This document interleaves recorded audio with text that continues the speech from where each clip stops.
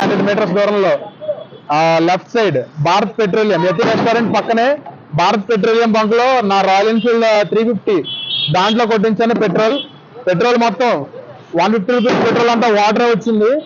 ప్రతిదీ ఇక్కడ నుంచి 1 కిలోమీటర్ కూడా వెళ్ళలేదు, హాఫ్ కిలోమీటర్ దూరం వెళ్ళేటప్పటికి బండి ఆగిపోయింది.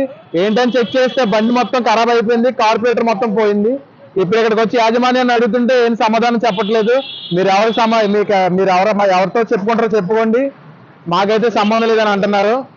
మరి మేనేజర్ ఇక్కడికి వచ్చి సమాధానం చెప్పాలని మేము ఇక్కడ మధ్యాహ్నం 3 o'clock నుంచి ఇక్కడ మేము వెయిట్ చేస్తున్నాం. ఇప్పటివరకు మాకు సమాధానం లేదు. ఒక అతను వచ్చారు, మేనేజర్ వచ్చాడు. ఇదంతా పెద్ద సంస్థ, మీరు ఢిల్లీకి వెళ్ళి మీరు అక్కడ కంప్లైంట్ ఇచ్చుకోవాలని చెప్తున్నారు. మాకైతే సంబంధం లేదని చెప్తున్నారు.